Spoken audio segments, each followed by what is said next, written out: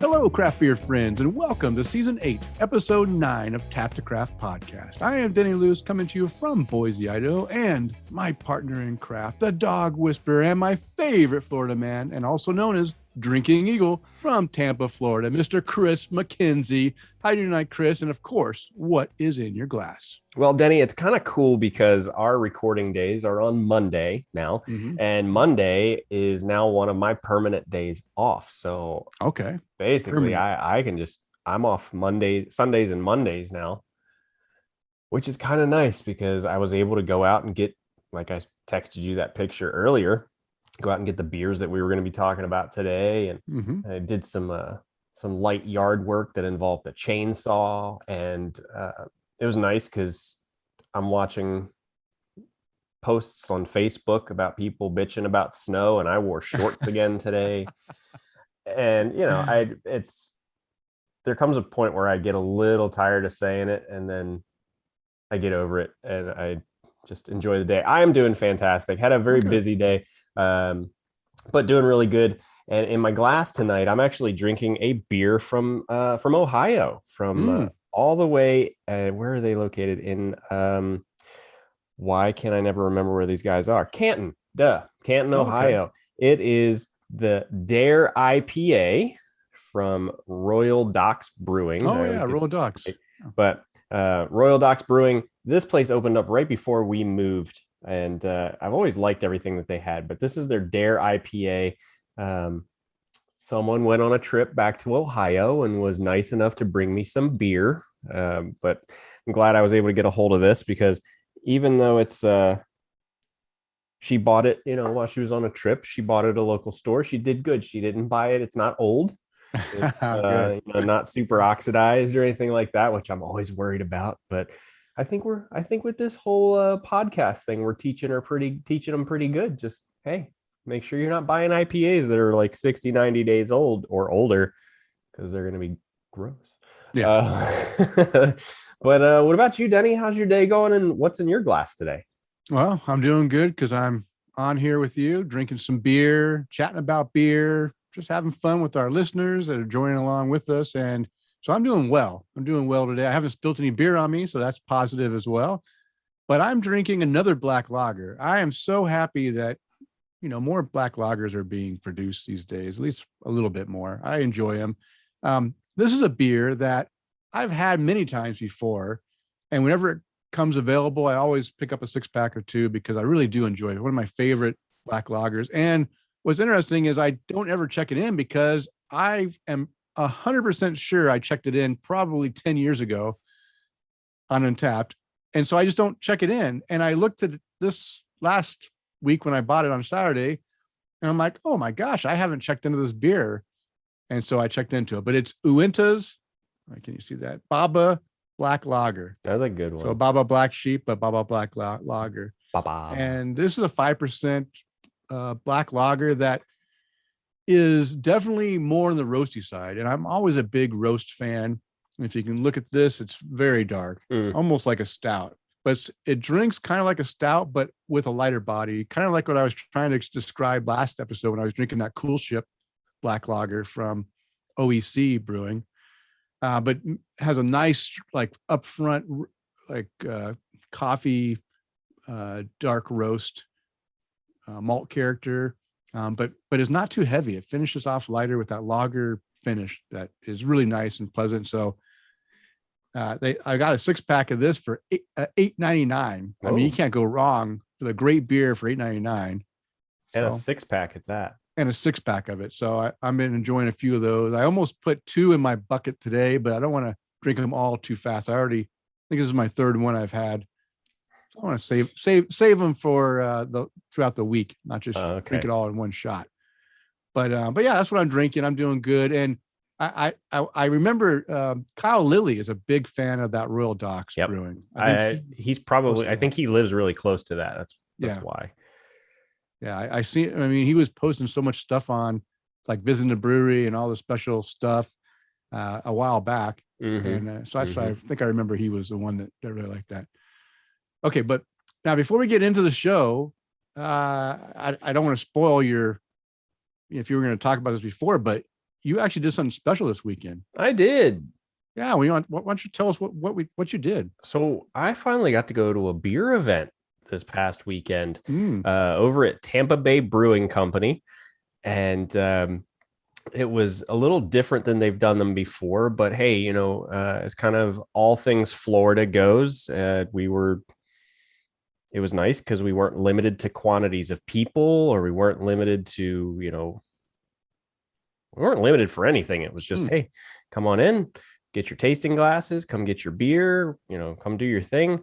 And there were 25 breweries there. This event has been put on before. It's usually called Badass Beer Fest. Yeah. And this year, because it was a little smaller, it was called Lil Badass Beer Fest, which is nice. I can appreciate that. Yeah. So it was a little smaller. It was a little more different. And, I was really excited to see this event go on. And it was nice because breweries came out in, you could tell that people were just happy to be back out into these, if I could speak English today, that'd be great. Back out into these events, just getting outside. I mean, it was a perfect night for an event, and I got to try a little bit of everything. Made some new beer friends. I got to spend a little bit of time with Joel. Right. And just it was just nice to be out there again and going to a beer event. Well, good. I'm glad. I enjoyed seeing the photos and seeing you out and about, and I thought those little glasses were little B cups, but they were little glass. Yeah, they were glass, okay. Which would definitely be cool if they were B cups. But it's normally the events that I go to at Tampa Bay Brewing Company, they are usually actual glasses. Okay. All right. I'm noticing a little bit of internet bobbles with you. I don't know if you guys are busy downloading a bunch of YouTube videos or anything. No, that actually should be cleared up now. Now it's cleared up. It should be. You turned off the porn. I turned the porn off. It's not appropriate to be watching during that damn Pornhub, man. It takes up all your bandwidth. It does. It sucks up so much. Okay. All right. Now back to the show. But before we get started with the regular content, I always want to let everyone know what Tap to Craft podcast is all about. We are an educational podcast. We focus around celebrating all things craft beer because we want to assist you, our listeners, along in your craft beer journey and adventures. And you're listening to episode 191, recording on Monday, November 15th, 2021. And yes, we are live on Facebook. And if you want to join us while we record, you can do that on Mondays before the show releases at 8:30 Eastern time. Just jump on Facebook, join the link when it goes posted, and you can write your comments and enjoy watching us record the show. And then we'll say hi to you, like Eric Gronley just hopped on, and we'll say hi to Eric. That's right. Hey, Eric, how you doing? And of course, this episode is brought to you by the letter B, where we will be discussing our favorite breweries, beginning with the letter B. And that is brought to you by Jeff Seiler, who gave us this great idea to talk about some of our favorite breweries going through the alphabet. And we're also going to do a tasting notes segment with, here it is, the Sierra Nevada Fresh Hop Celebration Ale. It is out. It comes out in October. Oh, look at that. So I went and bought the beer today. And you bought a shirt? Wearing the shirt. No, I've had this shirt for a while. And the lady goes, "Oh my gosh, you're wearing the shirt from the brewery of the beer that you're buying." And I was like, "Oh yeah, didn't even realize that." Yeah, it was meant to be. Yeah, it's that time of the season when the Fresh Hop Celebration Ale comes out, and we're going to do some toasting things. Yeah, I've already had a couple of beers before I started, so I'm already loosed up. But yeah, we're going to be doing tasting notes on that, as well as some great conversation from Chris and I as we go along. And Chris and I want to thank all of our Patreon supporters. This episode is brought to you in part by our satisfied Patreon supporters like Mike Allen, Bill Schlimmer, and Amanda and Kevin Argauer, who are our virtual producers, and Tom Byrne, Jeff Seiler, Johan Halberg, Tara Carlson, Chad Lamassa, Mark Church, Matt Knight, and Eric Gronley, who want to buy us a virtual beer. And if you enjoy the content we provide, we invite you to support the show by toasting your host or buying us a virtual beer, or even becoming one of our virtual producers. You can explore the options on our support page by visiting patreon.com/tapthecraft. Okay, well, you know what? We did get a couple feedbacks about, I guess we'll talk about real quick right now about Bell Brewing being merged or acquired or sold. They were bought. They were bought by Lion, right? The same ones that bought out New Belgium. That's correct. Well, and that's from the quick bits that I read off of the headlines. Yeah, it was the same company that acquired New Belgium a year or so ago. Okay. And like we always say, is just as long as the beer doesn't change. Yeah. And I think there wasn't a lot of information on exactly the details of it, but it sounded like the owner is getting up in age and I think his health might be declining a little bit too, and he just can't keep it up. And I guess he decided just to sell it and still provide a place for his employees to work. Hopefully, I hope that's the reason why he did that. Well, I mean, like you said, he might be dealing with a health issue, or he might be getting a little older, and he's maybe looking at it and going, well, time to retire and just do his thing. I mean, and I can't blame him. I immediately thought of that story because when I was at at Total Wine and More today, I saw cases of their cherry stout, and I saw it and I went, oh, that's one of the last batches that is going to be direct from Bell's. Let's see how it goes from there. Yeah, I'll be curious to see what happens with this. If it's, I mean, obviously someone's going to take over, so I don't know if they're going to bring someone in or hire someone to run it through the corporation. But it might be nice because I can't get Bell's here. No. Yeah, Idaho is like one of the few states that doesn't distribute to. I think it's like the only state maybe that Bell doesn't distribute. You're probably right. They'd be like, we'll give it to everybody. Idaho. Who's in Idaho? Yeah, but it's okay. I mean, I'm not and I know people are probably going to be upset with me, whatever. Honestly, I'm just not a huge Bell's fan. I've had several other beers when I've traveled, and honestly, nothing has really like stood out and jumped at me and saying, wow, this beer is great. I've had Hop Slam a few times, and all the times I've had it, I may have had an older can that just didn't sing to me. I do like Oberon. That's a good beer. I do like that one. I mean, there's a few of them I've had that I've enjoyed, but it's just nothing that I'm like, clamoring over that I have to have. And it is a brewery that starts with a B. Yeah. So maybe it is someone's favorite, brewery, which is fine. If you are, okay, let us know. We want to hear about all of our listeners' favorite breweries that start with A and B. We're on A and B now. So, let us know. We'll read them on the air because we like to share in the enjoyment of all these maybe smaller breweries. And you're going to hear some smaller breweries tonight that you may have never heard before. So that's good. Well, they also have one of the best double IPAs according to, your favorite top 10 lists and such. Two Hearted IPA. Which I do enjoy when I can get it, but actually, I think Two Hearted is a good IPA. I do like that one too. And their Expedition Stout, if you can get it, is a really good one. Also, they did another one too that I can't remember. I can't remember the name of, but I did really like it. And the cherry stout's good too, but it's, I don't know. I guess we'll see where it goes from here. And it's one of those places where, hey, nothing stands out to you. Hey, there's a couple of good beers here, but yeah. Well, if I can get it in my area, I'll definitely revisit it and see if maybe some of these beers that I that didn't woo me before will woo me now. It's always time. It's always change, right? Everyone's always changing in their craft beer journey. And maybe I'm at a point where some of these sing to me more. Okay, so here's the only places they do not distribute. Oh, okay. Utah, Oregon, Washington, Montana, Idaho, and they distribute California, but basically from LA south and not Alaska or Hawaii, but Puerto Rico gets it. Of course they do.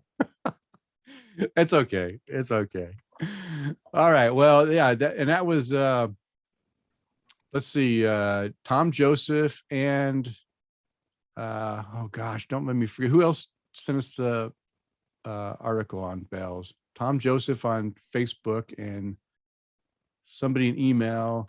Eric, was it Eric? I think it was Eric. It was Eric Gronley. Yes, Eric is on. He's probably going to yell at us in the chat here, but That's okay. We can mute the chat. It was Eric. Yeah, was Eric. I see it right here.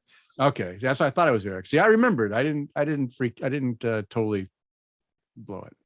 Okay, but that's all the kind of the feedback that we received, except for a couple ones that I posted today on Facebook and Twitter to get people's feedback on what their favorite bee breweries are. We did have some that we'll talk about at the end of our segment about some other people's favorite bee breweries. Mm-hmm. But now it is time for our last Brewer Shirts contest giveaway. For the last $20 gift certificate is going to go to one of 4 people that decided to enter the contest by sending us a voicemail. And those people were Mike Allen, Bill Schlemmer, Tara Carlson, and Jim Kudzall. So, Chris, who is the winner of our last Brewer Shirts gift certificate? And the winner is Ta-da. Bill Schlemmer. Bill Schlemmer! Happy birthday, Bill! Is it his birthday? Or are you just saying that? No, he said, remember the voicemail last week said he just turned 70 and it's time for him to win something. Well, guess what? You just won something, Bill. Thank you for entering the contest. And you know what? We have your email. All we need is his email, right, Chris? Yes. Yeah. So want to? Why don't we just go ahead and send his email into Brewer Shirts and have him send a gift card? I will make sure I do that tomorrow. Okay. Even though I know Bill's listening, but yeah, we'll just get that taken care of for him. Thank you, Bill, for entering the contest. Thank you, all of our contest winners. And hey, just because you didn't win doesn't mean you shouldn't send more voicemails. If you want to send a voicemail and get your voice heard on the show, you can do that at 208-536-3359, or if it's easier for you to remember, 208-53-ODDLY, ODDLY. And leave us a voicemail. We'd love to hear from you. But if you would like to contact the show with your comments or questions through email, you can do that at tapthecraft@gmail.com. Or if you'd rather just mention us on social media, you can do that on Twitter and Instagram at tapthecraft. And of course, we are on Facebook at facebook.com/tapthecraft. And don't forget, we do have a website at tapthecraft.com. Go visit. I'm not updating too much on there. I've been really busy, but you know what? Winter is coming, and I will have more time when I'm locked in my house to post stuff and maybe do some more videos this winter like we did last time, which is funny because I just picked up another 25-ounce bottle of that St. Bernardus Christmas ale. Oh, did you? Oh my gosh, it's so good. And it is. I said, I really want to make more Christmas cookies, but man, that was so much work. I don't know if I want to. I just want to drink the beer, enjoy the beer and drink it. But man, those cookies were so good. I mean, drink the beer. Go buy cookies. Just go buy them. I could buy them. Yeah. They won't be as good as those Christmas cookies. But after you drink enough of that St. Bernardus, cookies will be just fantastic. That's true. And I'll repost that Christmas YouTube video for people if you want to go ahead and watch it. I think it was pretty good. You know, you can watch me do some cooking and make these cookies. And if it looks good to you, they may not look as good as they taste, but everyone that had these cookies absolutely loved them, including me. And I'm not a big cookie fan, but I eat a lot of these cookies. They're like superb. Okay, Chris, wait, let's continue the conversation because now it's time to untap the craft and see what our listeners are drinking according to Untapped. So we've got quite a long list today. So we're going to have to stick with the ones that are either really high or really low. And, you guys belittle the beer because you hated it so much. But we're going to start with Tom Byrne, and he's drinking a Citrus Slicker Wet Hop by Bale Breaker Brewery, sticking with the B trend. 4 1/4 caps for this beer. Next on the list, well, kind Come on. There we go. All right. We're back working and the computer's working again. This thing's just so stupid sometimes. Brad Fatler is drinking a Phantasmo by Zilker Brewing Company. And I think he's drinking it there at the brewery in Austin, Texas. Oh, 4.5 caps for this beer. No notes on that one. it's okay, Chris. You okay? Going without me. You need to call 911? Oh, someone good there Lord. I just pronto? inhaled my spit. There we go. Jim Kudzall is drinking an empty silo by Wincup Brewing, and he's drinking that there at the brewery as well. Malt forward British style pale ale with a nice, clean, slightly bitter finish. Just the thing after a long walk in the Mile High City. 4.25. Yeah, they're still in Denver right now. Still there, yeah. Yeah. Well, a mile in Denver is like 2.5 miles. That's true. Tara is drinking a Benny's ESB, the extra special Bulldog at Wincoop Brewing. Who can resist a beer named after a dog that begs at the kitchen door? Look, if your dog's begging, you should call my friends at Sit Mean Sit in Denver or at any of cities that you visit. I guess she gave that 4 cap rating on that beer. She also picked up a Kev's Garden Fresh hop. And it just says, thanks for the hops, Kevin. 4 cap rating on that beer. Brad Fatler is also drinking a It's Been a Minute by Pint House Pizza at Banger's Sausage House and Beer Garden. Sounds like a great place. It's kind of making me hungry. German place, huh? Right. 4.5 caps for this beer. Let's see. Moving on up the list. I'm going to read this one just because of the picture. So Jim is in this photo. Jim Kudzall is in this photo, and it looks like they are at 10 Barrel Brewing. And Tara checked into Barnstormer by 10 Barrel Brewing Company. I'm always suspicious of a saison I like. Can it really be true to the style, or have I changed? The good news about saison is it is so wide of a style that it's just one of those. It's on one side that you appreciate. That's all it is. Trek Brewing with John. That's one of the ones that I speak highly of all the time. I do not like saisons, but I really like John's. Mm-hmm. She gave this one 3 3/4 caps, but the picture caught my eye, and plus it sounds like she's continuing on her craft beer journey. Let's see, moving on up the list. So it looks like they've had a couple of beers at 10 Barrel Brewing. I'm glad you guys are enjoying that trip out there in Colorado. Let's see. Brad Fatler is also checking into a handful of beers, all of them at 4 or 4.5 cap ratings. All these beers are by Pint House Pizza. A little bit of there's Thunderworld, Art and Agriculture, Magical Pills, and Fresh Drops Fresh Hop. And these all sound like some pretty awesome beers if you're rating them 4 and higher. So be interested in checking those out.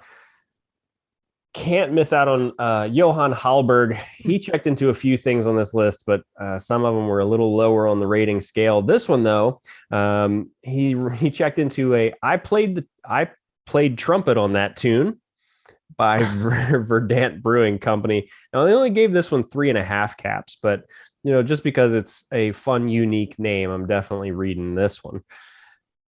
Jeff Seiler is drinking a Good Monster by Collective Arts Brewing. My first Collective Arts beer. Big tropical notes and dangerously drinkable. This is really nice.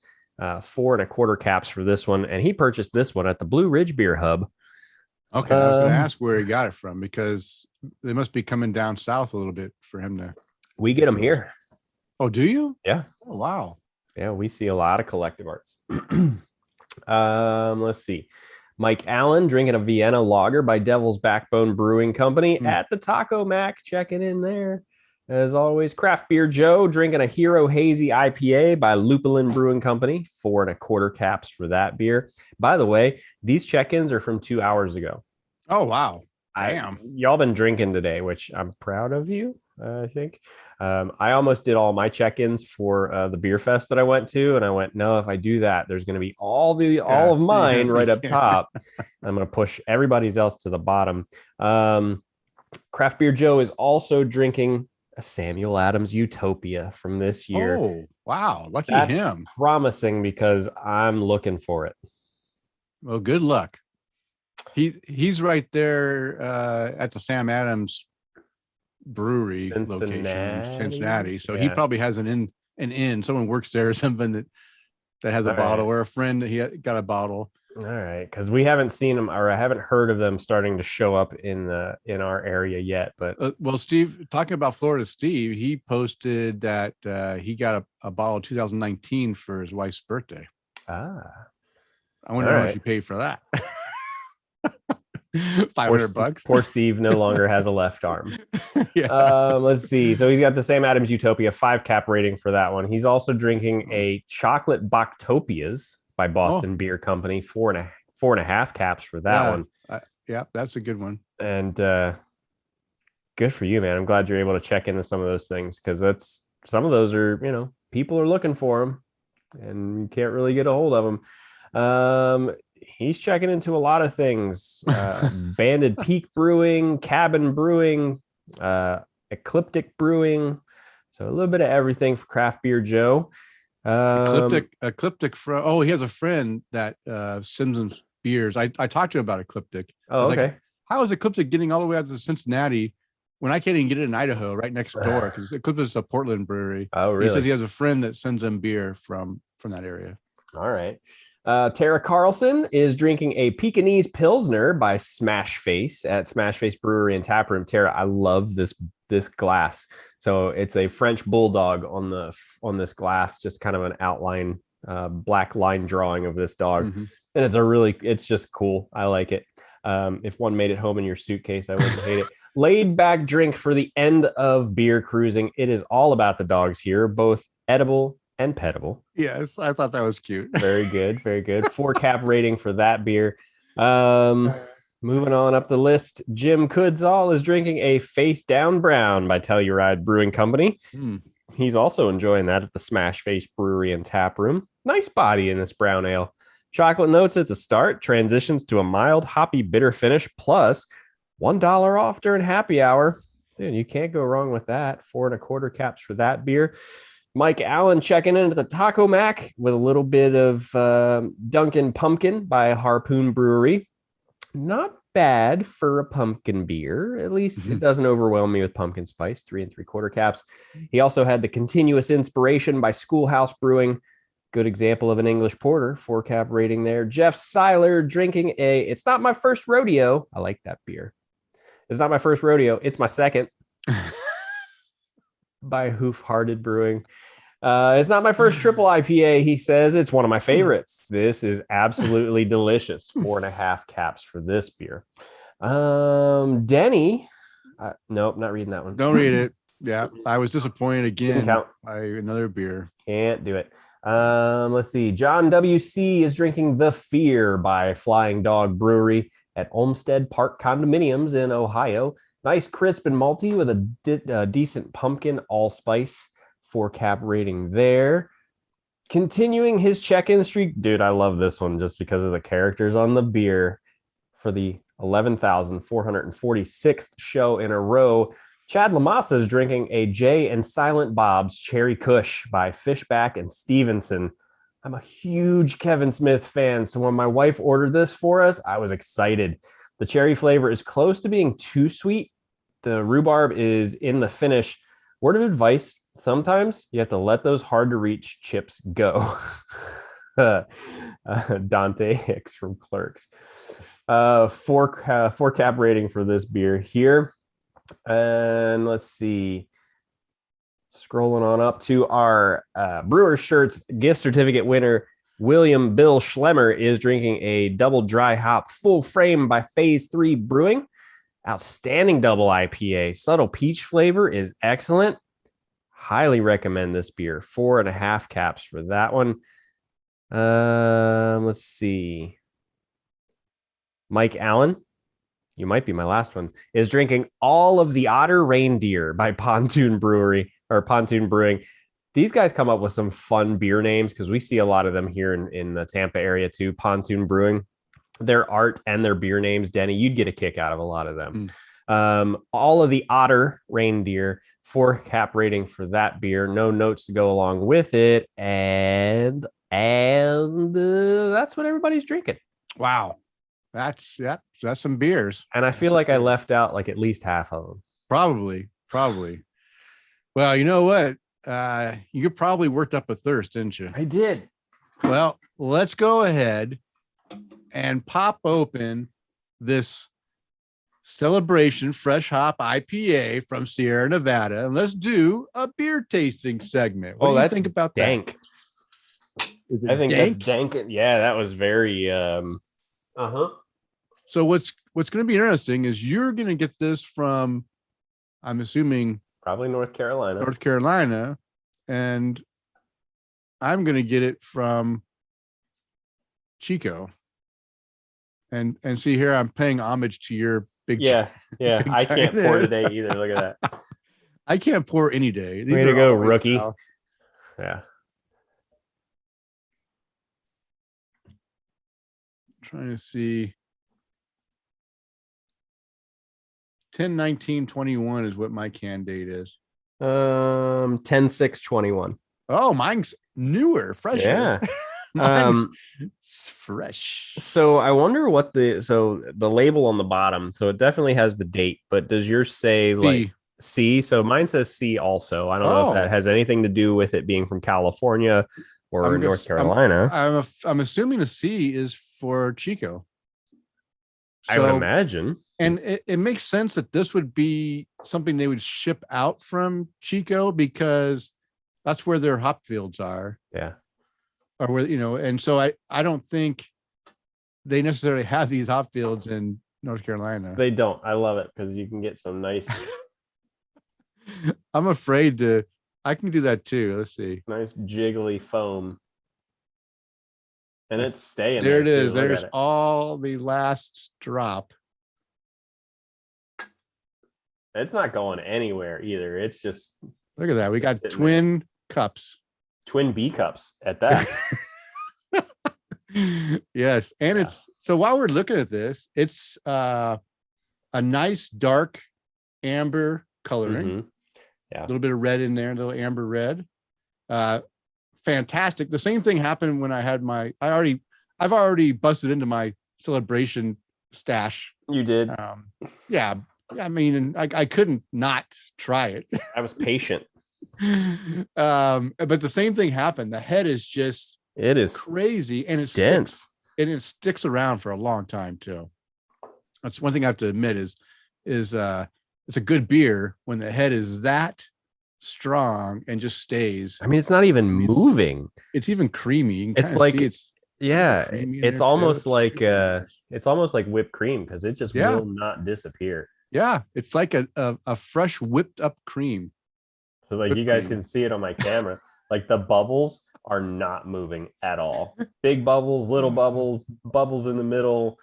Like it's like meringue. It's not going anywhere. It's like a meringue. It is. Okay, so while we wait for our heads to die down a little bit, let's just talk about this beer. It's a 6.8% ABV, 65 IBUs. And what they say about this is once we pick the fresh hops, the clock starts ticking. Each year we visit the Pacific Northwest to hand select the best Cascade and Centennial hops, race the harvest home, and brew immediately to capture citrus, pine, and floral notes at their absolute peak. Aromas and flavors for the perfect winter beer. It's a magical time at the brewery. Has been for 40 years now, when our brewers huddle around the fermentation tanks, toasting the start of a special season. Wrapped in red, consider Celebration IPA your first present of the holidays. And the malts are caramelized malts, 2-row pale. Hops are Cascade, Centennial, and Chinook, and the yeast is an ale yeast. So that's the down and dirty about this beer. So we looked at the appearance. Beautiful beer. I have to say it's a beautiful beer, especially for wintertime. It matches the red theme very well. Let's take a whiff of this thing and see what it smells like. If I can get any under that. You're gonna probably douse your nose in it, and I did not smell. Shut up. But yeah, it's got It's So got wow. it's got that care. I mean, I can honestly, what I smell on here is I smell the caramelized malts a lot in here too. Well, while we're I doing mean, this too, there's piney hops, but there's also that sweetness yeah, coming off of that malt, which you're not used to smelling when you're smelling an IPA, right? You're right. used to smelling the hops prominent, and the hops are prominent, but you also get that sweet. Tara said Chad Lamassa is her hero. You know it. Yeah. You Jeff know it. Seiler said celebration is delicious. Cheers, guys. Well, cheers to you, Jeff. Okay. Well, you know what? Let's take a sip of this thing, Chris, because let's see if the flavor follows what we just. I didn't let you talk. I did all talking. Hmm?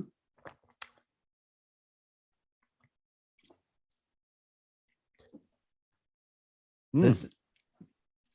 So I remember having this last year, and the hop bitterness in it last year was super West Coast piney. There was a big bite to it. This one is not so much. So I think one of two things happened. The hops are a little different or noticeably different, or two, I'm getting older. So keep in mind that I mentioned all the Washington hops, and that's where most of the hops in the US get their hops. Most of them were affected by the smoke, and all of every single one of the fresh hop beers I had out of Washington had a very strong smoky character to it because they didn't rinse them off before they put them in a beer.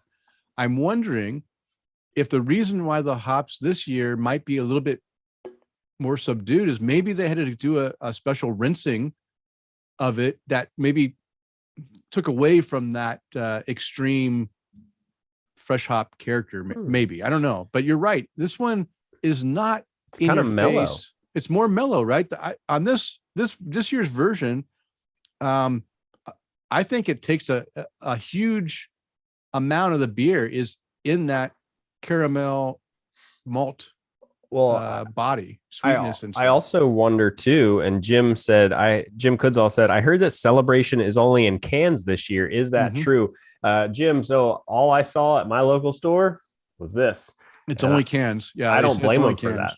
I think, did I see any Sierra Nevada stuff? I don't believe I saw any Sierra Nevada stuff in bottles at my local beer store today. So, I mean, I don't blame them for that either, just because it's a lot lighter to ship, and yeah. So this used to only be in bottles. Yep. And I wonder if this is the first year they did it in cans only. I wonder. So I'm curious to know, because you started talking about how all the hops were affected by the smoke from the wildfires. I'm wondering if we didn't just get the placebo effect, but also too, if there is some of that smoke in there that kind of mellowed out the hop bitterness too. That, because I guess if you look at caramel and smoke, there's some similarities to it too. Yeah, there might be kinda there might be a little hint of smokiness in there.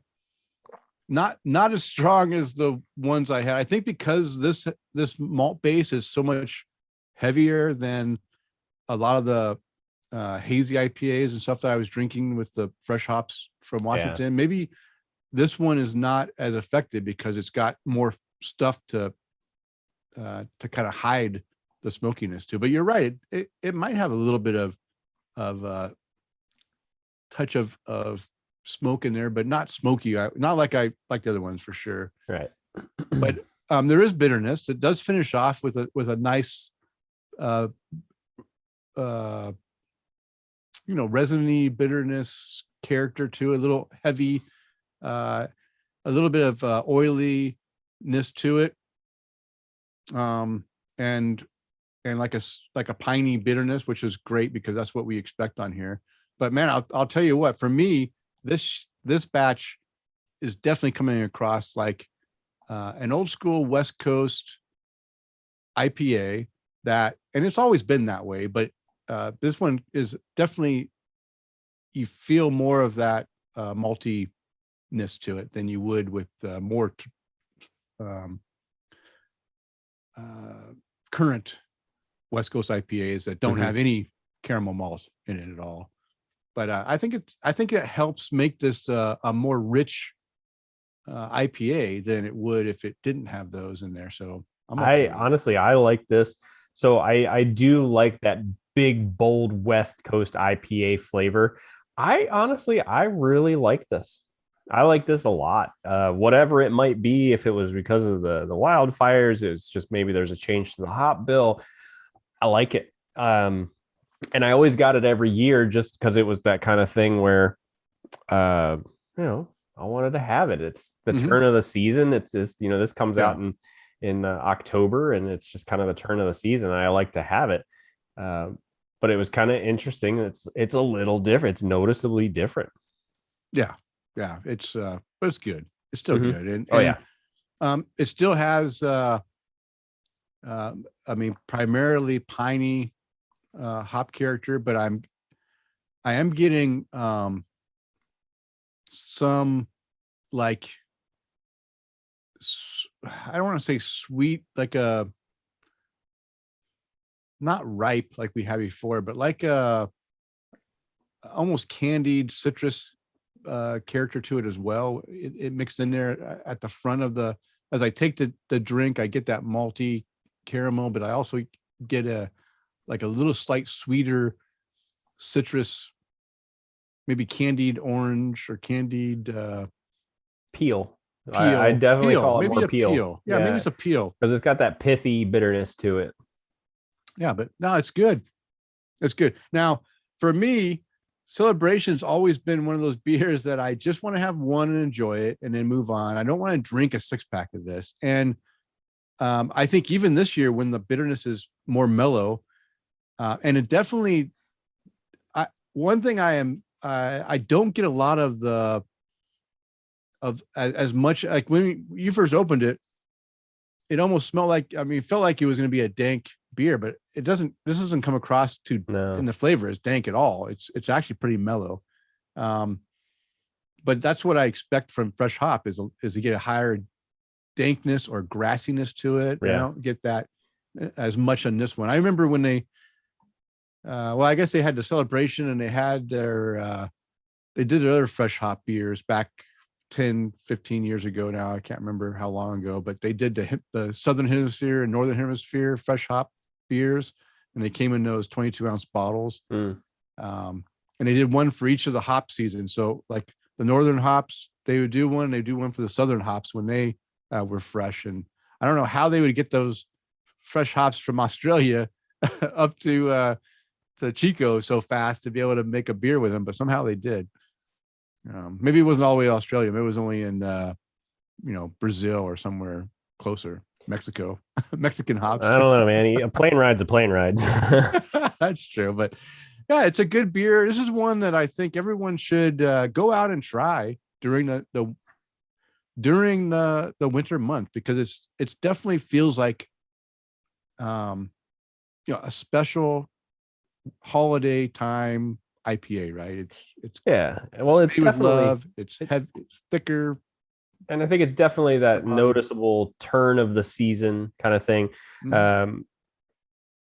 So Eric Gronley said he bought it in cans as well, and he said Celebration is one of my first craft beers early on. It made me think differently about beer, how it's made, and the quality that comes through. It's always worth a pickup for me each year. And I'm kind of the same way, Eric. I saw it on tap last year, and I went, let's have one of those. Let's have one of those. Yeah. So, all right. Anything else, Chris, that you want to speak about this beer? Specifically, just get some. Yeah, get some. It's a great winter beer. I won't call it a winter warmer. No. Although it does kind of fit into like, Widmer Brothers Burr is also it's like a hoppy red IPA. Yeah. You know what? Lagunitas just released.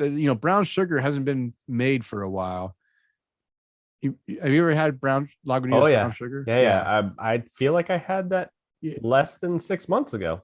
No, they haven't made it in a few years. They came back and made a version of it this year, and so it's called unrefined sugar. They don't use brown sugar in it. They use turbinado sugar, They the no, they sugar in the raw. use some kind of raw sugar, some kind of sugar, but it's definitely not as rich as the brown sugar, right? The thing that made brown sugar so good is a strong ale, but it had that rich flavor of the brown sugar in there, right? It gave it had that little sweetness, but it also had that flavor. And I just loved that flavor. This one has the strong ale and it has the sweetness, but there's none of that richness to it that carries it through. And it's now Sarah, gave her a sip and she didn't want to have anything to do with it. It's not brown sugar. It's definitely not brown sugar, but it's good. It comes in a 4-pack for $12. So you get a 4-pack of 12-ounce bottles for $12. And I'll drink it. It's not a bad beer, but it's not brown sugar. So I want to warn everyone out there that sees it. If you think it's brown sugar, it's not. And it's not the Holiday Sucks Ale either, which is also another great IPA that they released because what happened, again, to tell the story, brown sugar was a beer they released every 2 years. And then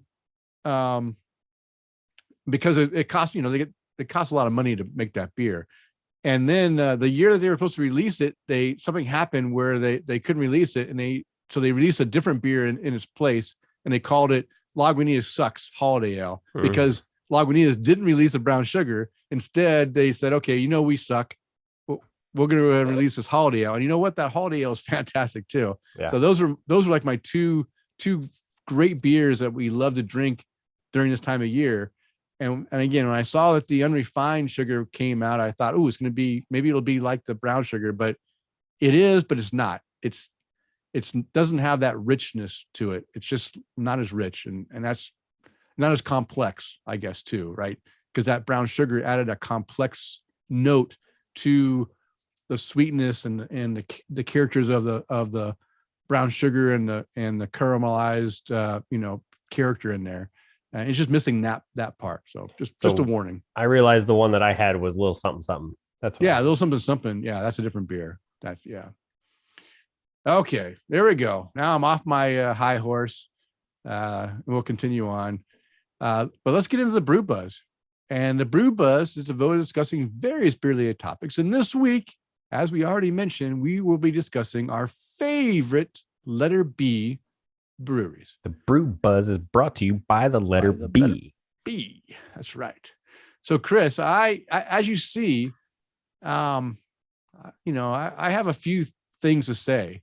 So, how do you want to do this? You want me to talk? Let me talk about my first one. Yeah, you go right ahead, and then I'll let you talk about your first one, and I'll talk about my second one. This is very typical of us, Denny. Is that I have the information in there. Jeremy Garrison just hopped on. How you doing, Jeremy? Hey, Jeremy. Typical of us. You have a ton of detail in your stuff. I've got basic information, so it'll work out.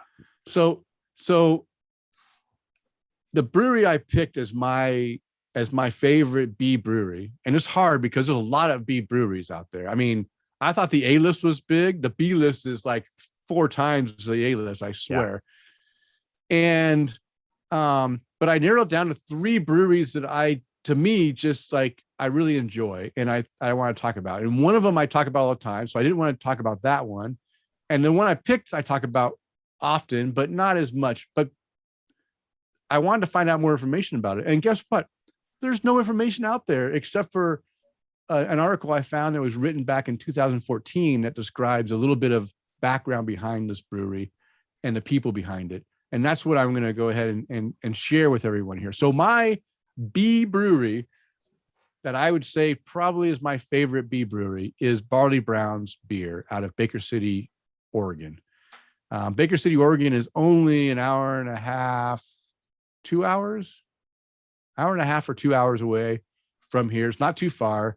But they is a small little town that has this brewery that has won so many medals in Great American Beer Fest and World Beer world beer and everything. They've won a ton of medals because they make some great beer. And I want to share this with people in case you didn't listen to early shows where I talk about them. So here we go. It's Barley Brown's beer. Barley Brown's is a family-owned brewery serving a range of award-winning craft brews since 1998. So they've been around for quite a while. Beer lovers can visit the adult-only tap house where they have 22 of the brewery's signature brews on tap every day. And you can find everything from mild flavors to bold brews. And that's another thing I like about Barley Browns is they're not a one-style pony, right? They just don't make hazy IPAs or West Coast IPAs or whatever. They don't make one style. They make a variety of styles, and they make all of them very well. And that's what I appreciate about a good brewery is that you appease to everyone's likings, not just what sells, which is IPA. So as I mentioned, that's all I could find. That little blurb was all I could find on majority of places, but I did find an article that was written in 2014. It's called Barley Brown's Bling Shine Spotlight on Baker City Brewery. And this is written by Andy Pruitt, written July of 2014 in the Oregon Beer Growler website. So this is going back, 7 years ago. So let me just read. I took a few snippets out of this big long article. I'll have the link on the show notes that you can go read the entire thing if you want.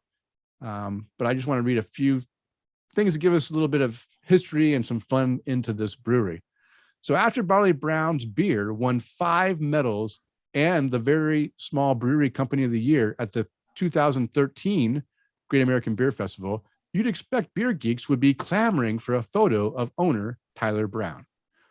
But the same day Brown collected all that hardware, he found himself being asked to get out of the shot, out of a photo shot, get out of the photo get out of the photo while pouring his gold medal Pallet Jack IPA in the Barley Brown's booth. Apparently, he didn't move far enough and once again received a request to take a few steps aside. It turns out the photographer wanted to snap a picture of 2 more famous brewers, Jeff Bagby, which we just talked about with Joel from formerly of Pizza Port, and Fathead's Matt Cole. But what the beer fan failed to notice was why the men were at the booth to begin with. Brown pointed out, yeah, they're drinking our beer. If you want a beer, I'm going to pour you a beer. Otherwise, get out of the way.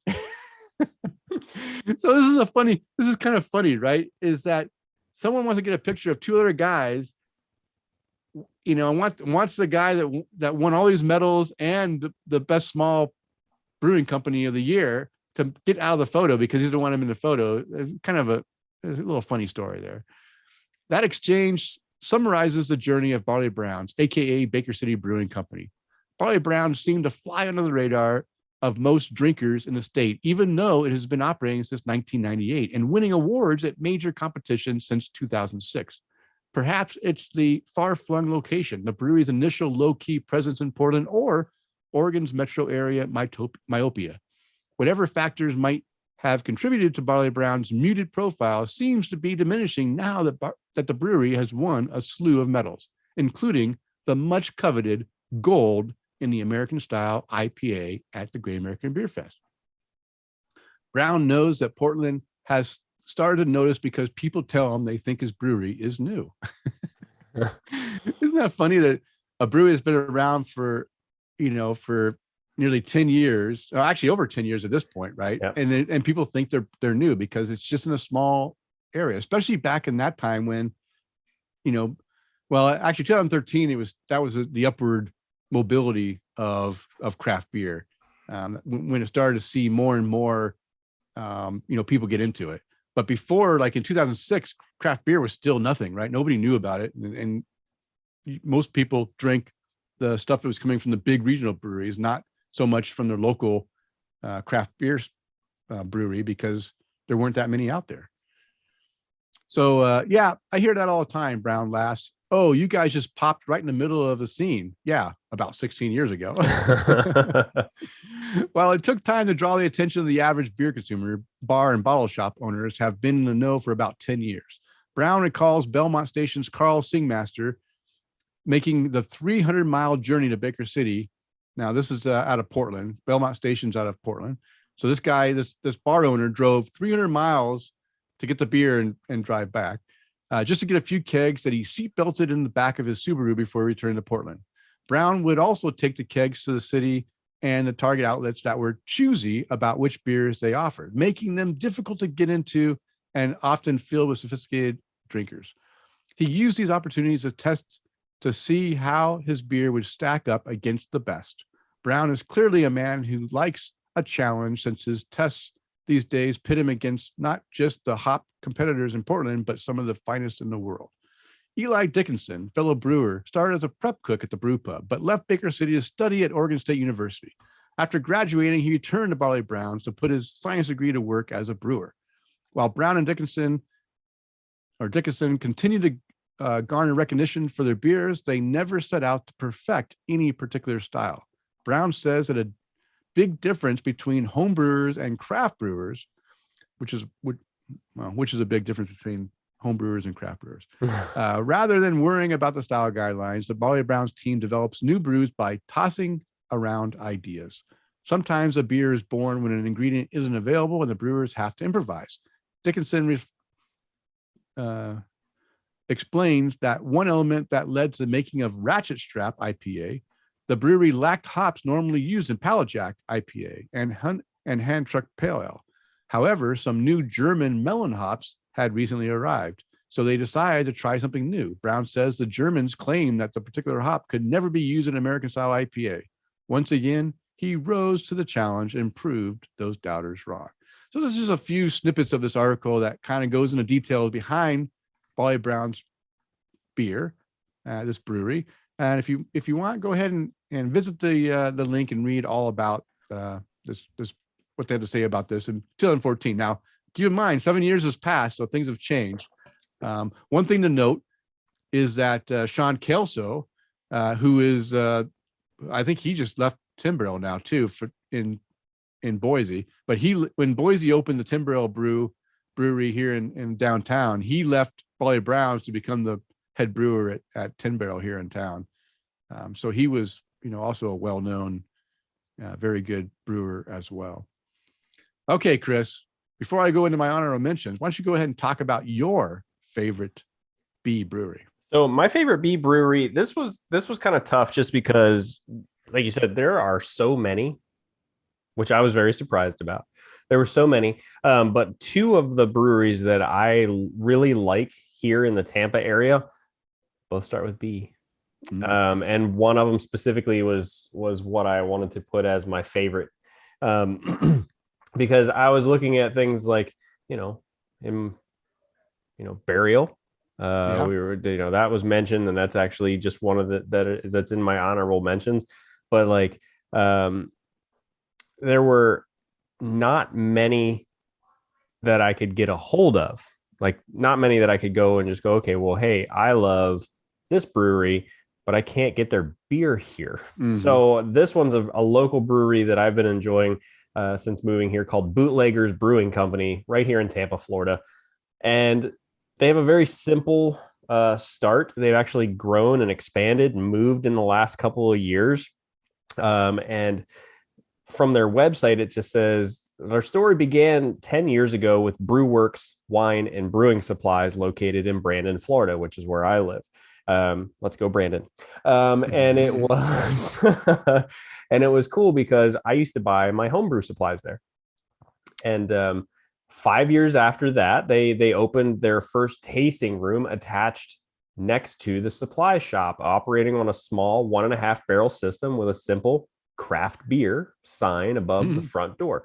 And it was, from what I can remember of this place, it was just you had a brew shop on one side, and then you had the cooler and all the brewing equipment in the back and a few seats around the bar. And it was a pretty simple, kind of humble play. Well, what they said, it was a cozy place.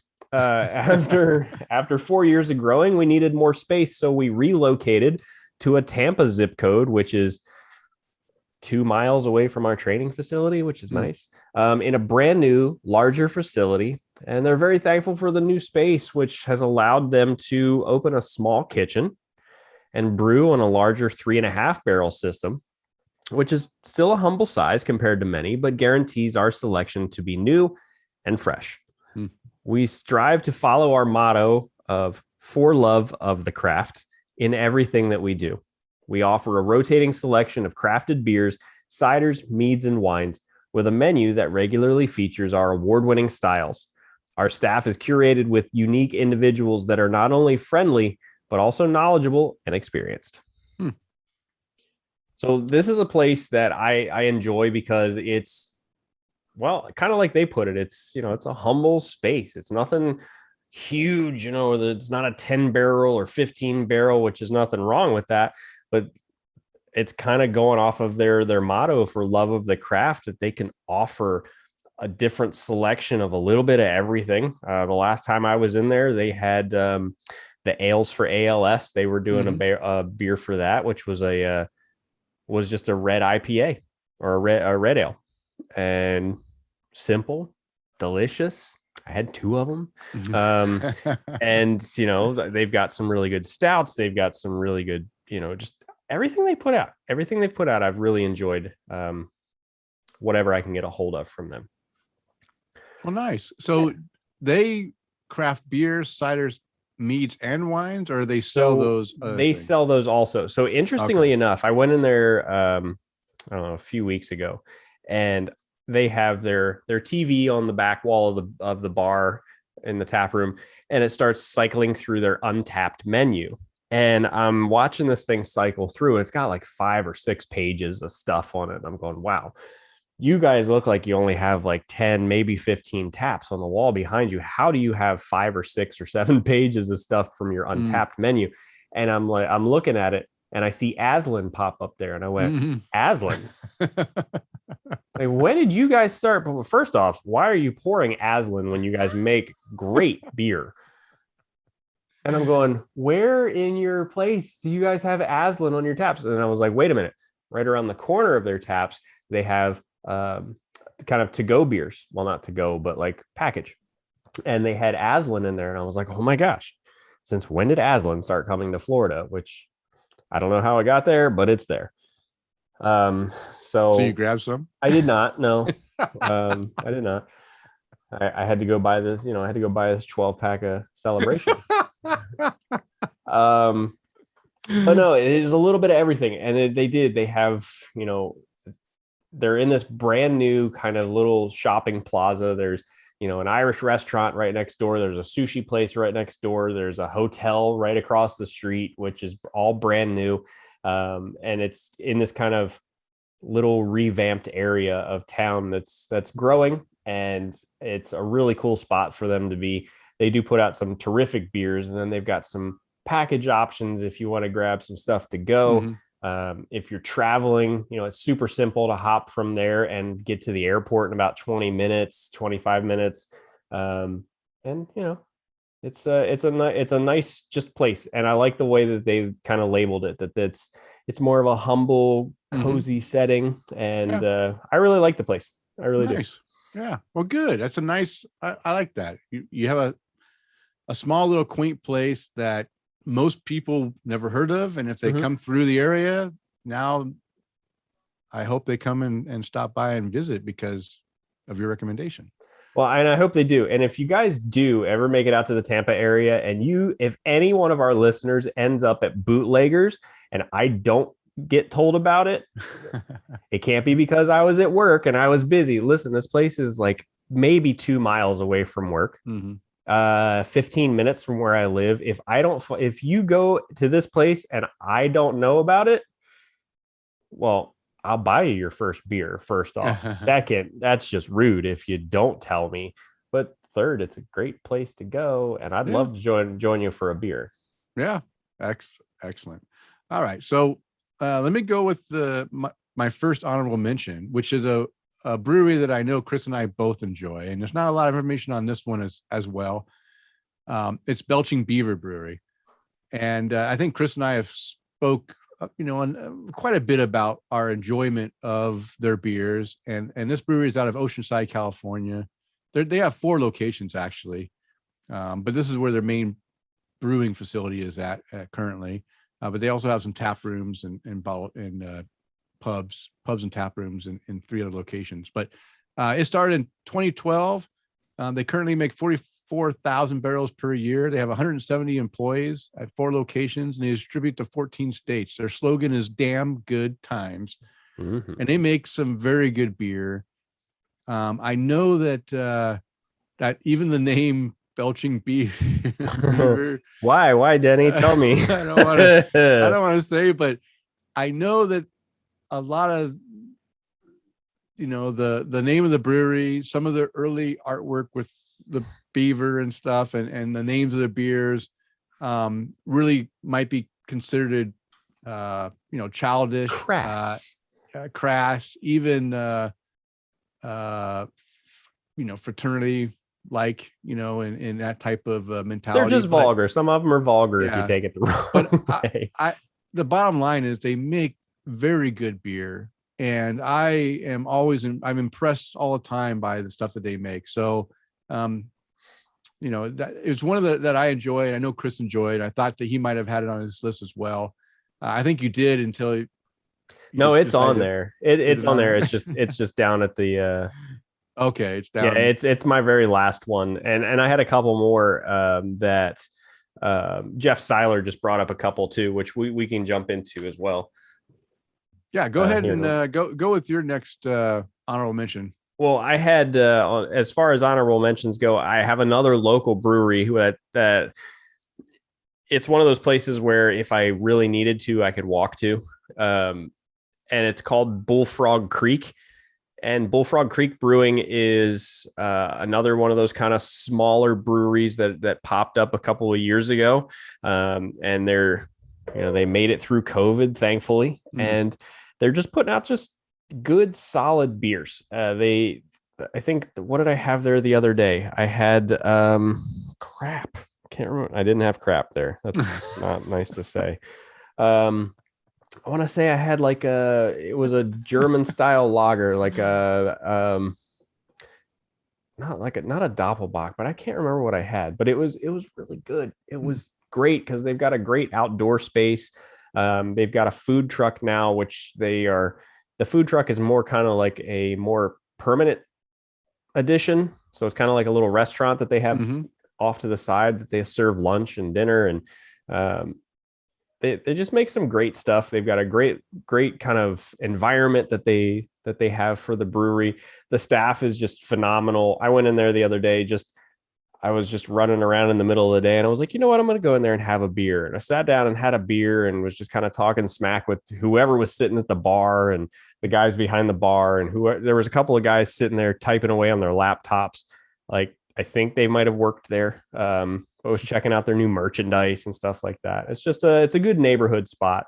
Yeah. They do some fun events. We did they do like music bingo and all kinds of different stuff there, like every week, just to get people in the door. And it's turning into a place where people can go and be in like I said, a good neighborhood spot. Okay. And in your other one, why don't you just mention that one too? Because there's a lot of people, including me, the few beers I've had from this brewery have been fantastic, but I knew it would be on a list. So, well, it was on the list too. Burial Brewing out of Asheville, North Carolina. And that was what Jeff Seiler just posted too. He posted that. Jeff, I almost wanted to post the second one that you posted, and I really, really thought about the last one that you posted. So Jeff posted Burial Brewing Company, which I will totally agree with him on. It's one, when I went to Asheville a few years ago, I said, hey, if you have to go to a handful of places, where are you going? Burial came up out of everybody that I talked to. He also mentioned Breakside, which I don't think I tried much from. On my list, Denny, one of the other places I was going to talk about was Bale Breaker. I'm sorry, never mind. No, Bale Breaker is one that I don't think you can get unless you get it from Tabor. I can't, exactly. And then that was why I didn't make the list. Belching Beaver, but I've been able to get so much Belching Beaver just because of when we travel out west for work. And then the last one, which I always love it because if you look at it too fast, you pronounce it wrong. But it's Baramari. Yeah. It looks like it's supposed to be said, but Bramari. Brauermari. Sure. I never heard of this one. This is what you, Jeff, and you. Yeah. So this place is also in Asheville, and actually, it's a place that I went with when Megan and I were there, and we met Dustin, one of our listeners, him and his now wife. That the beer is just solid, good beer. That it's, they're not putting out all this like super hype stuff. It's just they make good beer and people know about it. Yeah, of course. Okay, well, let me get into my last one that is one that I really love, and I've talked about many times on the show, and that's Boneyard beer out of Bend, Oregon.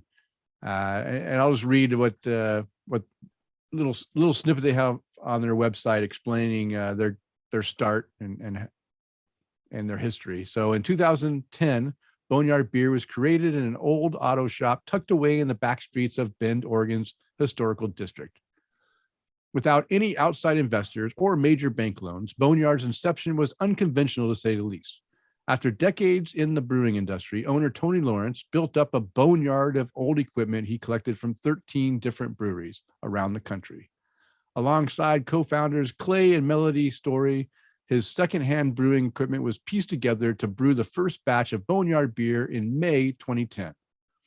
As Boneyard has grown, the initial fermenters have been replaced with shiny new ones, but the original refurbished 20-barrel system is still the one Boneyard uses for seasonal and special release beers today.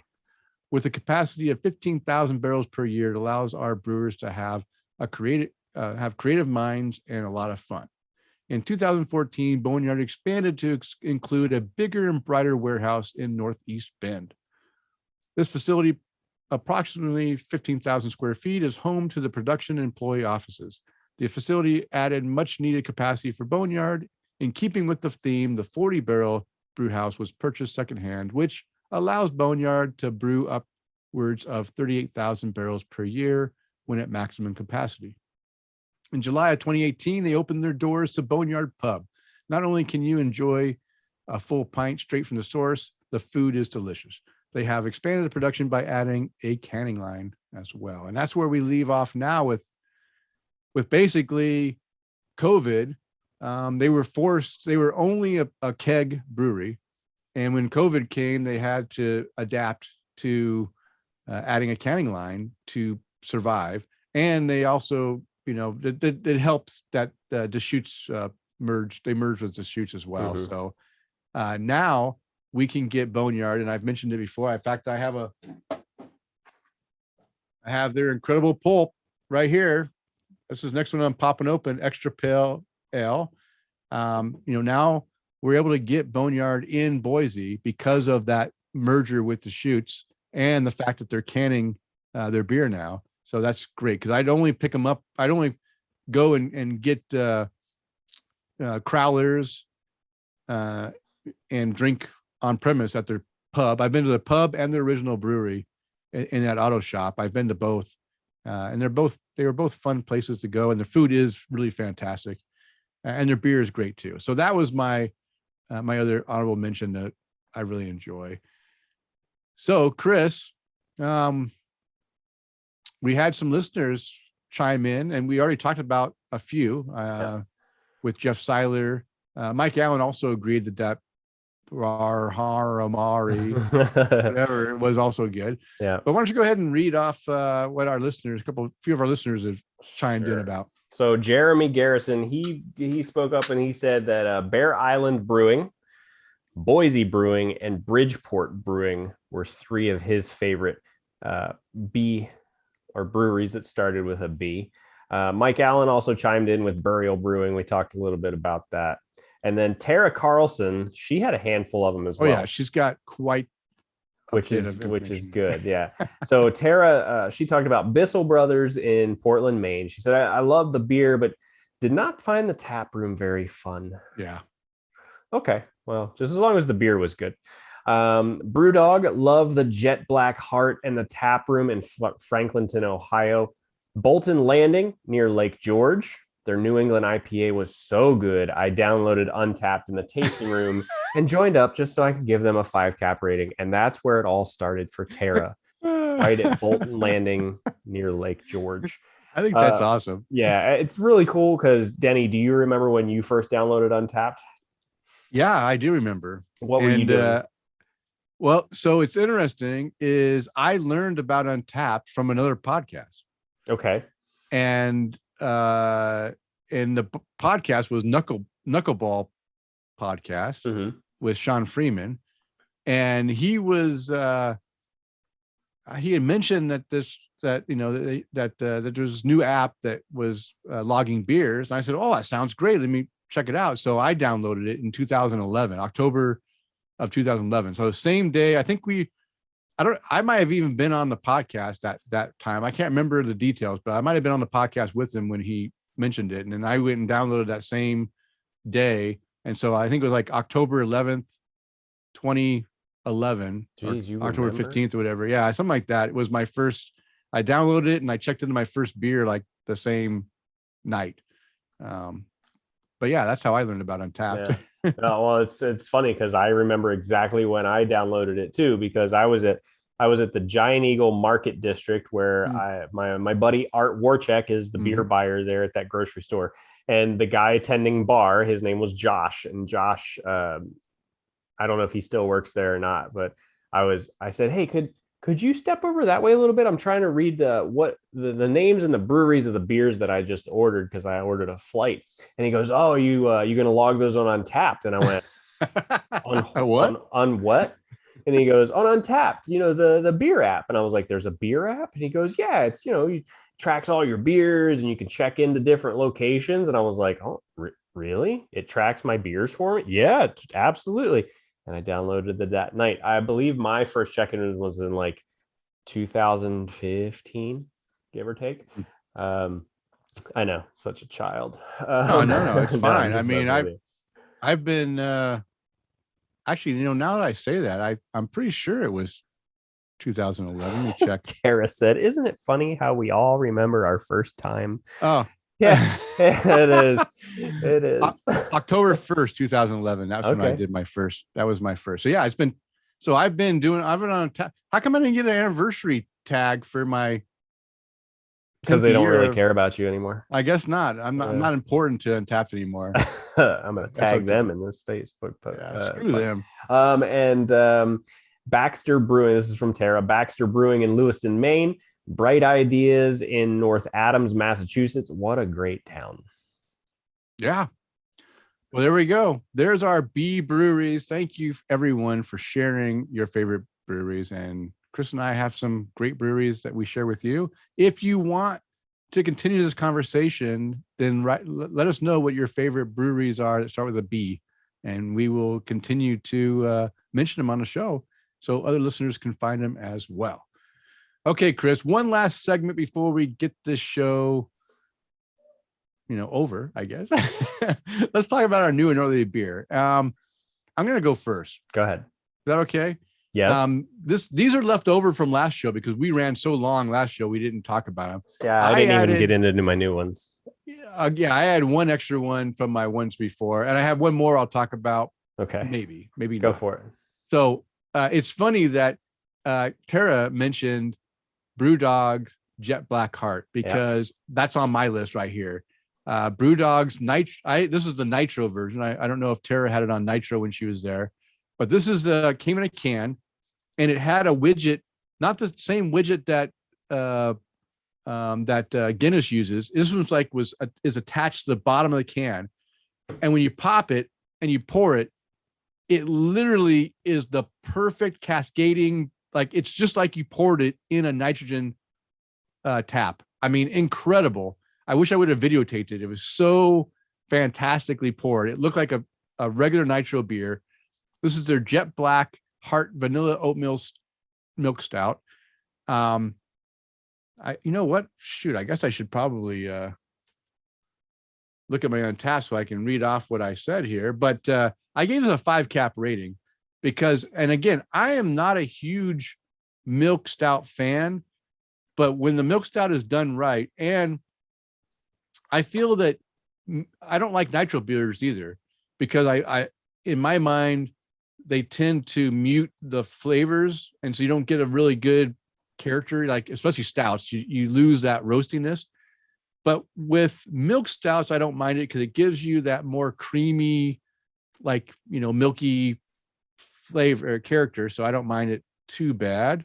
And what was nice is that this one wasn't muted with the flavor as well. So here's what I said. I said, this canned nitro vanilla oatmeal stout is damn good. Perfect presentation of a nitro beer with cascading bubbles, creamy head that stays, and super smooth mouthfeel. I don't usually like nitro, but this is exception.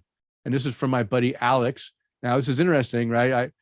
My buddy Alex from Israel comes to Boise, brings me beer from from Scotland, I guess, is probably closest that they get them in Israel. But I got this beer from Israel. And it's a fantastic beer, 5 cap rating. I mean, truly, if you guys have a chance to get this BrewDog Nitro Jet Black Heart, grab it. It is a fantastic representation of a nitro beer and of a very nice milk stout with oatmeal and vanilla. Okay, the next one is another. I mentioned Von Ebert Brewing out of Portland. They're starting to distribute a few of their beers here in the area, and I told everyone I wanted to drink more of their beers, and I had a chance to drink their Perception Shift Japanese rice lager, and I'm trying to find that one now.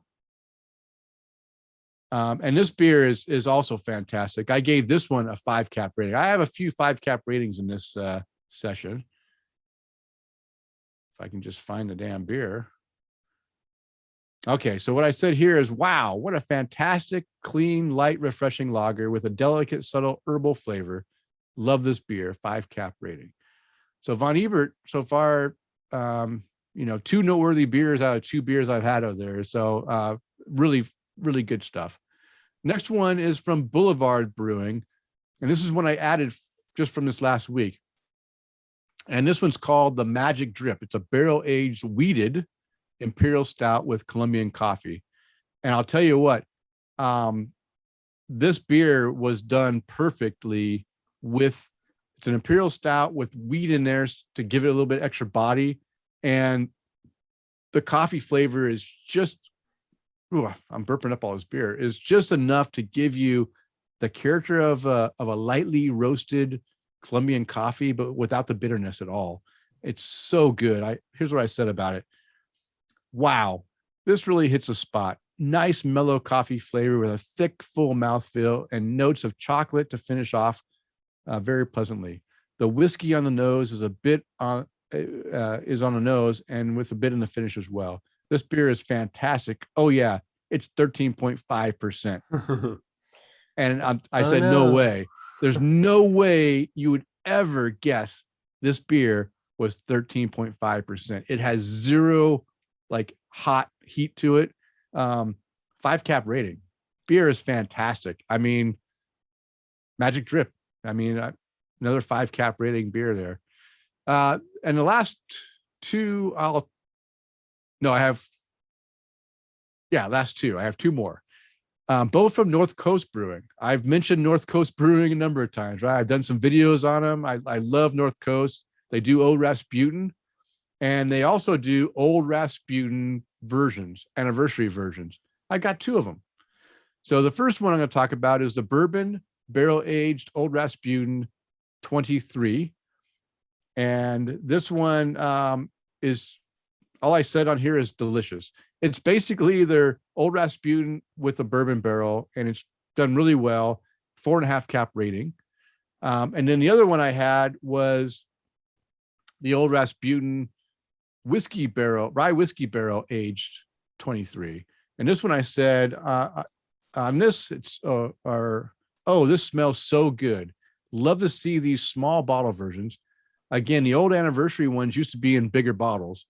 They were selling these like 16.9 ounce bottles for, $20 or whatever. And now they sell these small 12 ounce bottles for like $5, $4.99 or something like that, $5 for a 12 ounce bottle, which I think is a really good deal compared to what I was paying for the 16.9. I'll gladly pay $4 to $5 for a 12-ounce bottle. Small bottle versions, big bourbon aroma, while the flavor is not as strong, with some vanilla and molasses as well. It's well balanced and great flavor. So, oh wait, that was the regular one. Hold on, what did I read the other one? Oh, the whiskey one. I just said it is delicious. So there you go. I've got 4.5 cap rating for that one as well. So there's my beers. How about you, Chris? What are your new and noteworthy beers for this week? So new and noteworthy beers. I had one from Firestone Walker. It was their Velvet Merkin from 2019. So it's I guess we both had milk stouts. Oh, nice. So a bourbon barrel aged milk stout from Firestone Walker. This was a 5 cap rating. It was that first sip, even when it was still kind of cold out of the fridge. And as it warmed up, oh my gosh, it just got so much better. But it was so smooth. It's been it sat in a barrel for I don't know how long, probably 6 to 12 months. And then, it's been in a bottle since 2019. So it had another 2 years to just sit and mellow and chill out, and everything melded together so well. It was super, super easy to drink. No roasty bitterness or anything like that. No super hot, alcohol notes or anything. Just all around amazing beer. I was so glad I was able to get a hold of this. And the second one is going to be from Drekker Brewing out of North Dakota. It's called The Mother of the Ruler of the World. And for our Ghostbuster fans, that would be Vigo, right? So this beer, I had its, I guess, sibling the other day too. But this beer was a barrel-aged stout. It was, I want to say it was, vanilla and marshmallow. It was pastry stout. But nothing super sweet that was like, oh wow, I can only drink half of this 375 milliliter bottle. But just very, very well done beer. I gave it a 4 cap rating. Just I guess the Velvet Merkin spoiled me. So, which was a 5 cap rating, which is nice.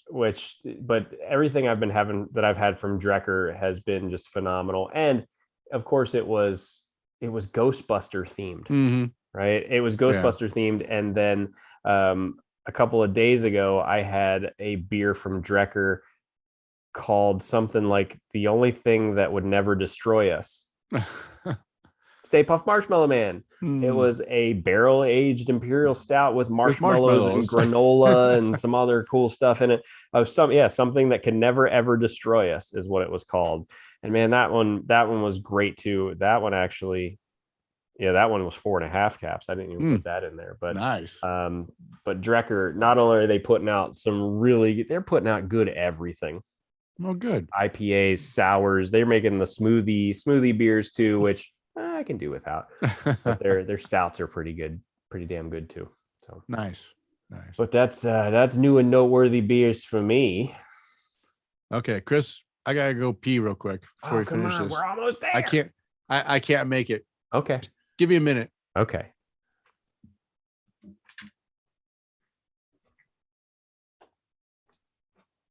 Guys, he left me on here. Now what? What are you guys drinking at home? I'm waiting for it to show up on my Facebook feed here. What are you guys drinking at home? Eric, I see you had a couple of B breweries that you wanted to mention. Bent Paddle in Duluth, Minnesota. Bad Weather Brewing and Black Stack Brewing in St. Paul. It seems like everybody had some really good B breweries.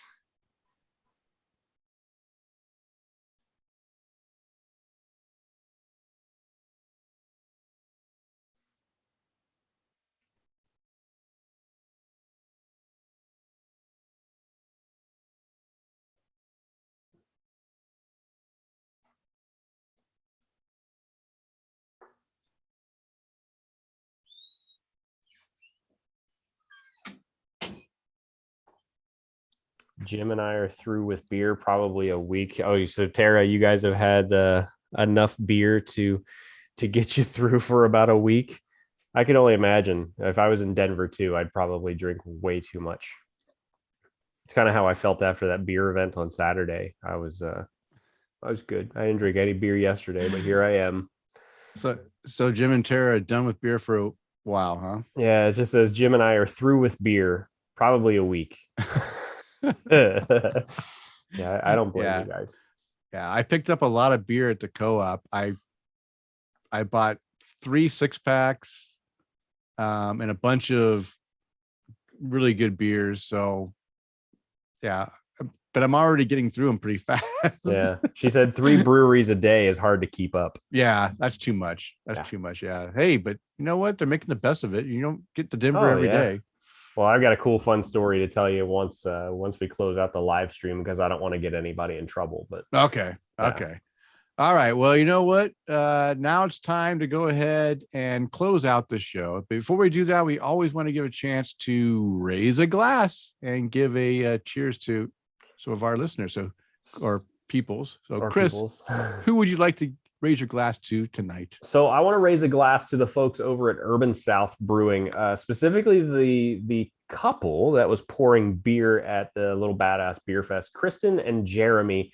Come to find out, they got married 3 weeks ago. Oh, and Urban South is based out of New Orleans, Louisiana, and they were here pouring beer. From what I understand, Kristen has worked there a little longer than Jeremy has. Jeremy's been there for a few weeks.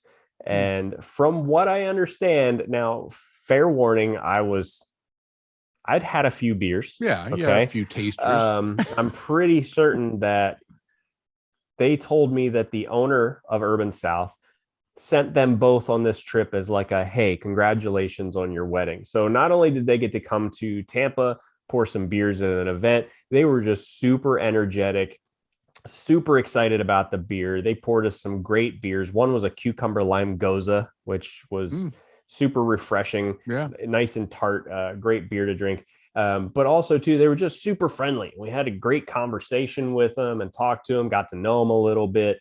But cheers to you guys. Congratulations on your wedding. 3 weeks ago? Cheers to you guys. Young couple. Yeah. And Denny, who would you like to raise a glass to this evening? Well, first off, I want to raise a glass to our Patreon toast of the evening. That's going to Johan Halberg. Cheers to you, Johan. Thank you for your patronage. And then, honestly, Thanksgiving is coming up next week. And we didn't do like a traditional Thanksgiving, what to drink or whatever, because you know what, that gets old. We'd rather do what's your favorite B breweries. But I just want to raise my glass to all of our listeners out there. Thank you for, having us in your ears every 2 weeks. And I hope you guys all have a very wonderful Thanksgiving. Chris and I are thankful for all of you and all of your interactions. And we just want you to have a good holiday. So cheers. Yes, cheers to that. And of course, being a former serviceman, I want to raise my glass and thank all those who have served and who are currently serving in the U.S. military services, protecting our freedoms. Thank you for your service and return home safely to your families. And, Veterans Day came and passed between shows, but I'm wearing my U.S. Submarine Service T-shirt here and honoring all the veterans out there. So again, cheers to all the veterans. Cheers. And Chris, why don't you go ahead and give a toast out to our sponsor? At the forefront of the craft beer movement, Brewer Shirts was one of the first to create apparel that celebrates the art of brewing and the love of fine beer. Never too trendy, always comfortable, and offering affordable quality, they screen print their gear by hand in their studio using eco-friendly inks, materials, and processes. Visit their online store at brewershirts.com and use the coupon code TAPTHECRAFT2020 to receive 15% off full-priced items. Yeah, now it's almost the end of 2021. So I know it's because we were procrastinating. So much. Is this our last Brewer Shirts? This is number 4. This is it. This is the end. We're done with Brewer Shirts. We need another sponsor. Better get on that, Chris. Yeah. Some downtime I have at work. Yeah, all right, downtime. Yeah. All right. Well, you can find the beers and the links to the articles mentioned in the show in the show notes located on the show post at tapthecraft.com. And if you'd like to follow us on social media, I can be found on Twitter, Instagram, and Untapped at Loose Screw. And Chris, how can our listeners follow you? So you can find me on Twitter if I'm bad mouthing your organization for horrible service at Chris_McKenzie82. Or you can always find me on Untapped and Instagram at MCK1345. And of course, you can always interact with us on everything social at Tap the Craft. All right. It is last call. It's time to bring the show to a close. Such a lady. I'm sorry. I just, yeah. All right. Good night, Mike. Mike, just tell us good night. All right. Let me finish this off. All right. It's last call. It's time to bring the show to a close. We want to thank you for downloading and listening to the show. We ask you to please tell a friend. Of course, subscribe on your favorite podcast app. And just as a reminder, we release a new show every 2 weeks. Now go out there and spread the good word of craft beer. Cheers. Cheers.